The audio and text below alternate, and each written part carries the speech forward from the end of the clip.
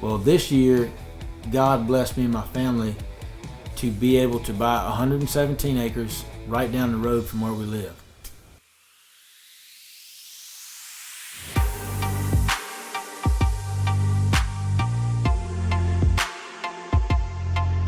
I was really excited about this property, so I went to setting out trail cameras, cutting four-wheeler trails. We were really excited to get to hunt this piece of property. What I like to do with any new property that I'm unfamiliar with is dump a big pile of corn or a big pile of antler king to try to see and take inventory on what kind of bucks I have on the property. I was kind of disappointed. I mean, there was no real big bucks and a bunch of scraggly little bucks, but then I got this picture. What I wasn't expecting was to get 3 more pictures of different bears on this property.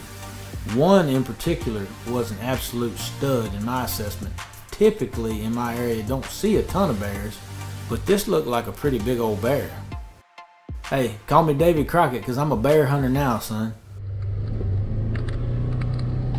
We have seen almost no deer back here at all, so you wouldn't think it'd be a very good place to hunt, but all up down this road is bears, cat everywhere. There's 2 big piles. It's kind of old, but there's bears, cat right there right now.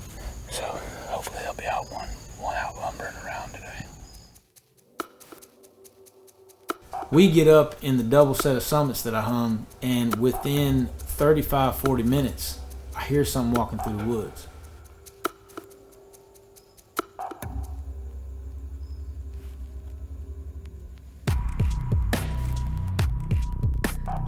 You could tell this bear was uneasy. I don't know if it was smelling where we were or where I put the camera out or what. The bear comes in, it's 1/4-2, I come to full draw. I was at full draw for a long time on this bear. I didn't want to shoot that 1/4-2 shot and risk hitting that shoulder bone. Then the bear just turns around and walks right to the GoPro.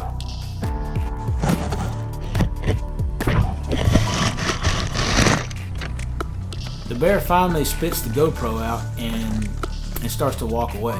And the bear's getting out to 30, 35 yards, and he's in the last pocket of clearing that I could possibly shoot him in.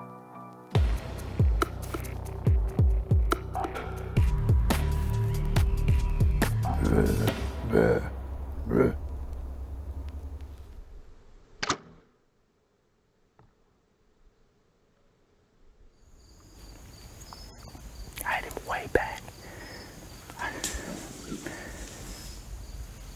Saw like he crashed. He definitely ran over something. He was leaving. He was smelling where we walked in the whole time. Yeah, I rushed my shot, but I might have got that femoral artery. This would be the bow hunting equivalent of you're playing for the national championship and you take the snap from the center. You immediately throw the ball down and run over the sidelines and punch one of the cheerleaders for absolutely no reason. Basically how this hunt turned out, without the potential jail time for punching the cheerleader. And I gotta tell you, I was relieved when we got down on the ground. There was blood everywhere.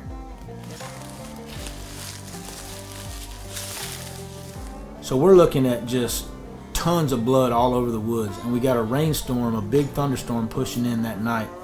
We hadn't gotten more than probably 50 yards, and we heard some noise, some commotion, sound like something getting up, and we just completely backed out. There's no reason, even if the rainstorm's gonna wash the blood away. So we came back that next morning, and the bear didn't go another 100 yards. This sucker was traveling like he was going east, the last blood we found, but it came, it rained, washed all our blood away. And I just said, there's no water in this creek right now, but I said, I'm just gonna walk the creek.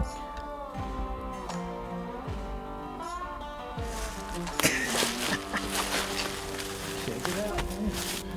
He's all stiff, but look at them teeth, man. Look at that.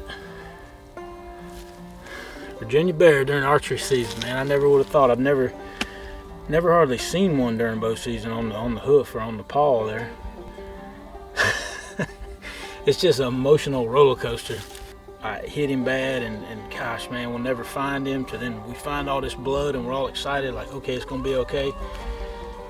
Oh man! And then it pours down rain. We lose blood. We lose hope. And then just crazy, we just roll up on this big sucker.